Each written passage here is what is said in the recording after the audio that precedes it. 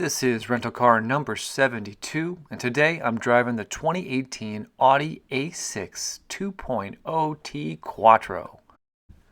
So this is a four-door luxury sedan. It's got all-wheel drive.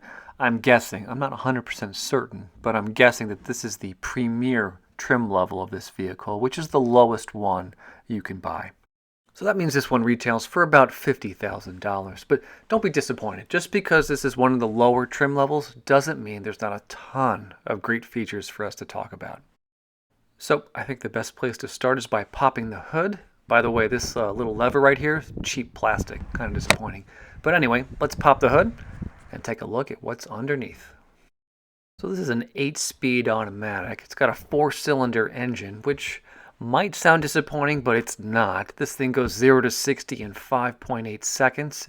It's got a top track speed of about 130 miles an hour, and it kicks out a full 252 horsepower. I know that's a lot of numbers and specs. I'm not really a fan of that stuff. What I really want you to understand is this car is a ton of fun to drive.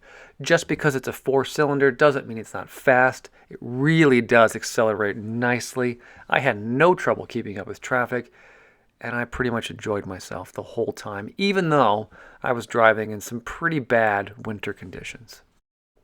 Now, I don't have any film to show you all the bad road conditions because, well, I didn't want to die with a camera in my hand, but it was bad. Take my word for it. And this Quattro thing that Audi likes to advertise, it's pretty legit. Quattro meaning all-wheel drive. I didn't slip at all, even when there was several inches of slush on the highway and I was going around curves at a pretty good clip. So I'm a big fan. Audi's done a nice job with this vehicle.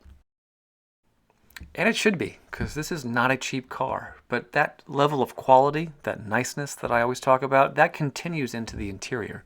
So let's jump inside so I can kind of give you a tour and show you all the highlights that this car has to offer. The A6 is a push-button start. That button is located to the right of the gear shift, so on the far side of the gear shift. It's a little bit strange at first, but you get used to it pretty quickly. So let me push that button so you can hear what the car sounds like when you start it up.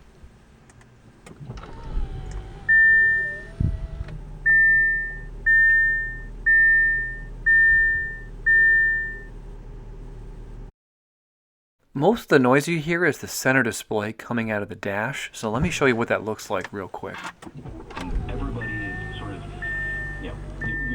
It's so fun. I love that so much. And since we're talking about noises, let's do the horn too. Not too bad. A little wimpy, but sounds pretty good. The steering wheel has several buttons. Over here on the left-hand side, these are buttons to interact with the center display and the gauge cluster. And then on the right-hand side, you have some additional buttons, your volume controls and your phone controls. And then here's the gauge cluster that I just mentioned. You get a massive screen right in the center. This is definitely one of my favorite gauge clusters. I love the big dials. That center display is huge. It's got great colors. My only criticism is that if you look off to the very far right-hand side, you'll see the fuel gauge. It's just these series of illuminated bars, which, I don't know, I'm not a huge fan of. I think I would have preferred a dial, but it's a minor criticism, and all in all, this is great. And I think probably my favorite feature of this area is that you can dual screen navigation. So right here, you're looking at the center display and the gauge cluster. You see we have kind of a zoomed in image of the nav screen. And if you shift your gaze over to the center display, you have the nav going at the same time, but you get a zoomed out version of that same map.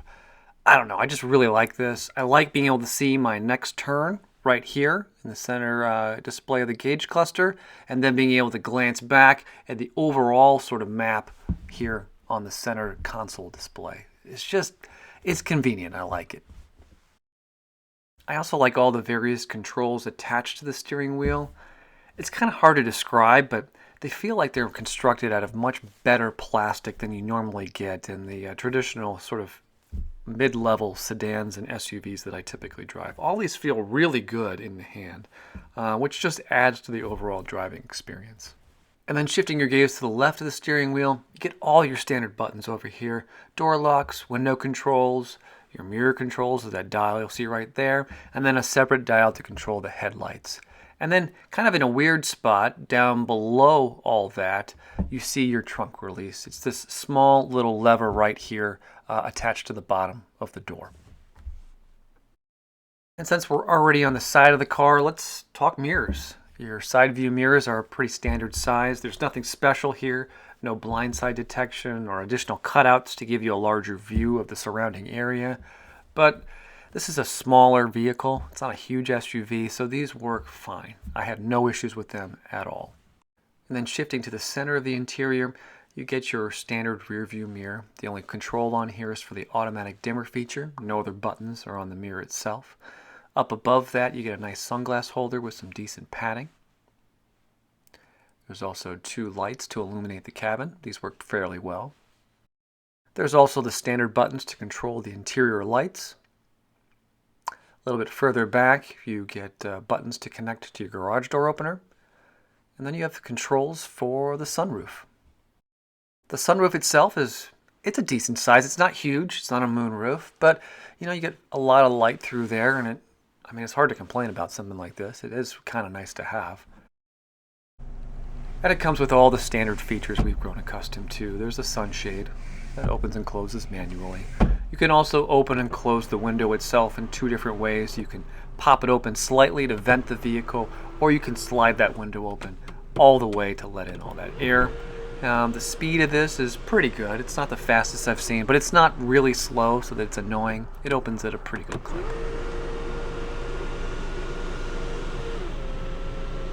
Alright, and then looking downward towards the center console, let's do this one more time because it's so much fun. That center display does pop out of the dash. I did this a ton, probably too many times, so I wore that motor out. This display overall is really good. Nice colors, a lot of great features to navigate through, including your owner's manual embedded in the car. All in all, it's easy to use. It's not a traditional touchscreen though. You use these controls that are located right next to the Gearshift. There's dedicated buttons for all the important features like navigation and the radio. And then you have a dial and some other buttons to navigate with whatever is displayed on the screen itself. In other words, if you see something listed like owner's manual in the top right-hand corner, you just press the button in the top right and the controls, and you navigate quickly to that feature of the menu structure. And the A6 does come standard with a rear view camera. Activates automatically when you put the car in reverse. I found this to be a big help, especially when I was reversing down my driveway with all the snow on the ground. I guess my only major criticism about this whole system is that I had a lot of problems with Bluetooth connectivity. So I'm going to press this menu button right here, and it's going to cycle through all the options, right? All the different ways that you can connect media to this system. And you'll notice that Bluetooth is not listed. And that's a little bit strange because my phone is actually connected right now to the car. So let me show you my phone. I'll show you all the dozens and dozens of cars that I've connected to lately, but there's the Audi listed. It's listed as connected, but for whatever reason, it just doesn't come up on the display. This happened to me a lot. Hopefully it's only this vehicle, but it was hugely annoying to have to reset everything every time I started the car. All right, let's get away from that negativity. Shifting your gaze just a little bit further down, that's where the CD player is, and there's also this small section right here where you can insert a bunch of different types of memory cards. And then below there, all the way at the bottom of the center console, you get your climate controls. These work great. The car cools off and heats up really quickly. I do like that there are actual temperature settings on these dials, which are super nice, by the way. They click really satisfyingly. I'm just not sure if I'm a huge fan of having the degrees separated by 4. If you'll notice, it says 60, 64, 68, 72. I don't know, it's just kind of weird. But maybe that's just me. I don't drive luxury sedans very often. What I do like in temperature controls is an actual digital readout right here to tell you what temperature you're setting the car at. But that's not really necessary with this Audi. These controls work fine. All right, and then at the very, very bottom of the center console, you do get a small storage area. It's right here, that wooded paneling you see. It opens manually with just an easy push, and then if you tap on it, it'll close automatically for you. The gear shift itself is very smooth. It's wrapped in a very soft leather that feels like you paid $50,000 for it. And it comes with a sport setting, so you can shift up and down if you just push the gear shift slightly to the right. The parking brake is located to the left of the gear shift. It's electronic, so you just push and pull on this little control right here, and then you get an indicator up here on the center display to tell you whether or not the parking brake is engaged or not. And then a little further back from there, you get your cup holders hidden behind this nice door right here. Standard size, a little bit dirty, but not too bad. They work great. And then your center armrest is actually worth talking about. It's kind of a shallow shelf right here. Somebody left me a nice receipt. Thank you so much for that. And then below there, you actually get an additional storage area. Let me close it up to show you that. And it looks like someone left me a toll pass. Thank you. And then also down here, you get various other ports to connect, 2 USB ports, an audio jack, and then if I flip the camera around, you'll see there's also a DC power port. This armrest is also adjustable, so if you pull it up, it won't go down, even if you bang on it. To get it to go down, you have to pull it all the way up to get the mechanism to reverse. So it's kind of nice because you can play around with it and get it into a comfortable setting so you can rest your elbow there while you're driving.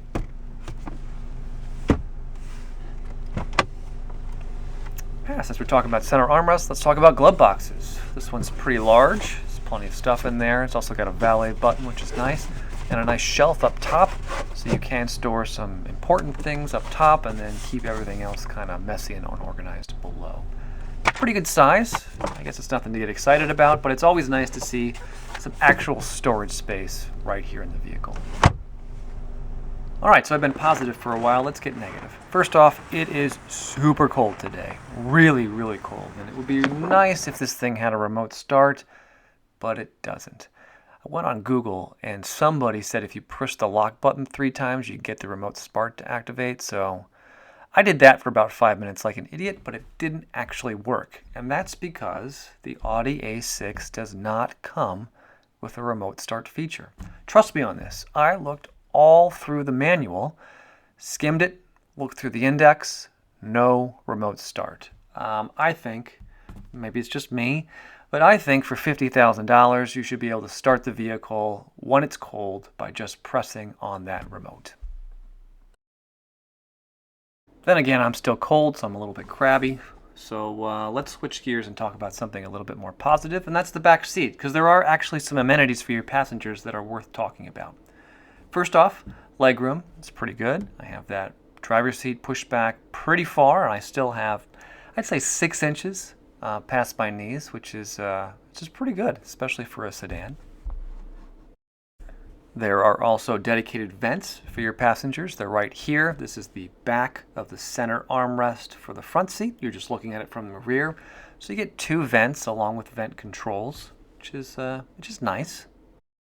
And then at the very bottom, you get this small compartment that houses 2 DC power ports right here. Another convenience for your passengers, and I really like them because they light up at night in a really kind of a cool way. Here's what they look like. And back here, there's also a center armrest that folds out of the center seat. It's a pretty decent size, and it's elevated, so it's at the right place to rest your elbow on. There's also a compartment inside. Let me open that up for you. Kind of flat, perfect for electronics. Felted, so nothing's going to get too scratched or dented.